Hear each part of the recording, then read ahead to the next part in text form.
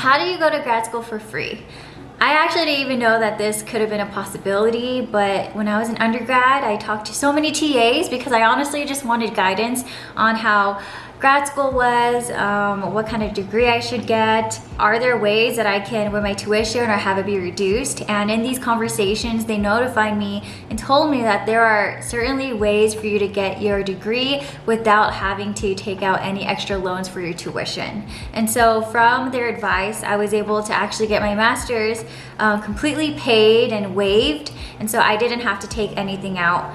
But I mean, what I did take out, I took out loans for rent, but that was just such a small comparison compared to having to pay a whole tuition. And so today I thought I'd share a little bit about some of the opportunities that you can take for yourself, and so you don't have to pay your own tuition out of pocket or take out extra loans for it. We'll walk through what those different strategies are, opportunities are, what that type of work entails, and really how you can get this. So the first thing that we'll talk about today is a TA-ship or a teacher's assistantship.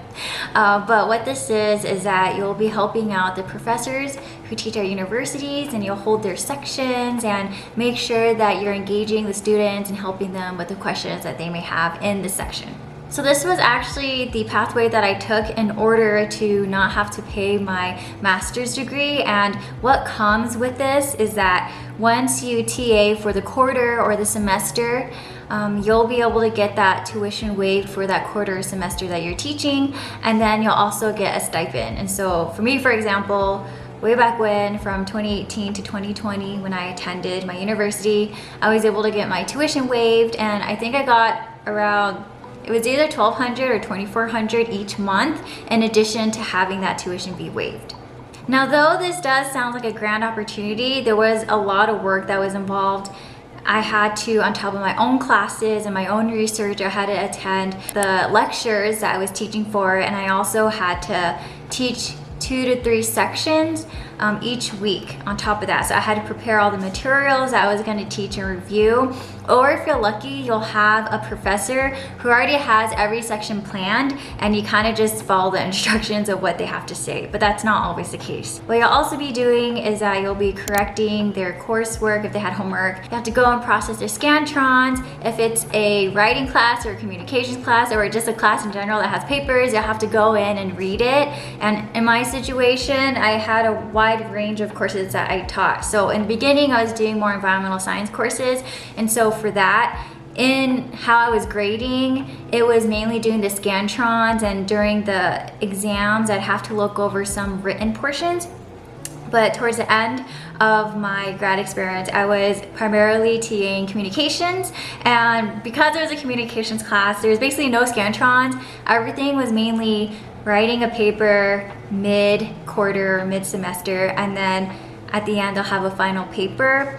And it was a lot to read. Like, I was grading over 100 students' papers every quarter, and each of those papers would be at least 10 pages long. And so my brain was honestly going crazy on top of the other work that I had. But it was also really gratifying to have that type of experience, because you really do build relationship with these students. If you're someone who's always wanted to be a teacher, which I did in my previous, or when I was a kid, I wanted to be a teacher. And so this was, in a way, really gratifying for me to be able to give back and help them whenever I can, and teach them some of the things that I learned while I was in undergrad and helping to steer their career. So though it was a lot of work, I also found that it was really rewarding to do that.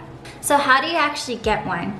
What I did is that I emailed every department's administrative office, because if you were to go to any of the departments at your school, you'll be able to see in the contact section how there's a person specifically dedicated to trying to find and hire TAs for the professors in that department. And so I emailed all the different admins, and I mentioned in my email how I'm a new graduate, I have these type of experiences and skill sets. Here's my resume if you wanted to see it. I'm looking to be a TA, and I'd appreciate if I had time to chat with the professor for the opportunity.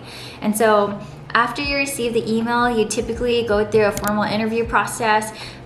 The professor is really just trying to make sure that you are responsible and that you will engage their students. And if you have those basic skill sets and they see that, you know, you can be someone to be trusted to teach their course alongside them, then they'll go ahead and hire you. So the next thing I'll mention is that you can also be a research assistant, and what this is that you're basically helping the professor with research. If you remember when you're in university, all the professors in some shape or form are working on their own type of research, and they do need help with that. The professors themselves, they're teaching courses. They don't just have one research project, they may have many, they may have a business outside of school, and so they are actively looking for researchers to help them with their studies. And this type of work, it can really just be anything. It can be from helping a professor build a life cycle assessment model for a specific industry or business. It could be going out into the field and collecting water samples or soil samples and bringing it back in and analyzing and synthesizing what it is that soil or water, what those compounds contain in there. It can honestly be anything. So how do you actually go out and get a research assistant opportunity? What you have to do is honestly go onto each of the departments, look at the professors, see what they're researching, and if you have any interest in it at all or have any experience doing the type of work that they need, then the best bet is to email them, just cold email them, and then just mentioning how in there you're a new graduate student looking to be a research assistant. I really am excited about the studies that you've done. I want to develop my skills in this area. Attach your resume and then see if they're open to having you be apprenticed under them. Or if that's not the case, and let's say that they don't have any spots open, what you can also ask for is if they can refer you to any other professors that do have openings. I know this was something that I did when I was an undergrad.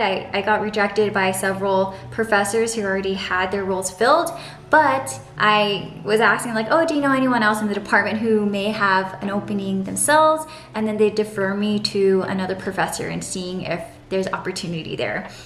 After they email you back, they'll probably do an interview process, nothing super critical, but really trying to get your baseline understanding to make sure that you're able to do the type of research work that they need. It could just be like what I mentioned, having those technical skills, like do you know how to conduct an life cycle assessment? Do you know how to do data analysis, data visualization? Do you know how to collect information? Can you go out into the field? Do you have time to do that for them? So it's just all the basic things to make sure that you are capable of helping them with the work that they need done. The last one that I'll mention that I know a lot of my current colleagues at work really leverage is that if you do work at a larger enterprise or a company, they typically have tuition reimbursement, or they may have programs where if you were to go and get your master's degree, they'll just cover it. This is the case in my company, but what's interesting with my company is that they have a select group of universities that they work with and the types of degrees they offer, so you'd have to plug into one of those programs that they offer versus you going out and let's say you wanted to go to your dream school at Harvard to get your MBA. If it's not under their list of select schools, you probably will have to pay out of pocket and some sort for yourself. And so what's great about these types of programs is that it can really help build your career up, but it's most likely going to be the case that you have to keep working while you're getting your degree and having that company pay off your degree for you. So how can you actually get one? My recommendation would be first to build a business case to your manager and letting them know how it's going to really benefit and help your career. Typically, they would want you to find something in alignment to the type of work that you're currently doing so it can help leverage you in your current role. And so if you are able to have that business case with your manager and let's say they approve it, then they'll tell you the proper steps and protocols in order to actually go through this process and submit to the different types of universities available under their program. So yeah, those were kind of the 3 options that I know of in order to get your tuition waived if you did want to get your master's degree. So again, to recap, it's to either try to get a TA-ship become a research assistant, or if you're currently working, seeing if your company has a program where they can waive your tuition or they pay off your tuition for you while you attend university. And so if you guys have any other suggestions at all, I know it'll be really helpful to everyone on this channel. And so pop it in the comments if you have anything else to say or have been through any of these experiences. But with that, until next time, guys.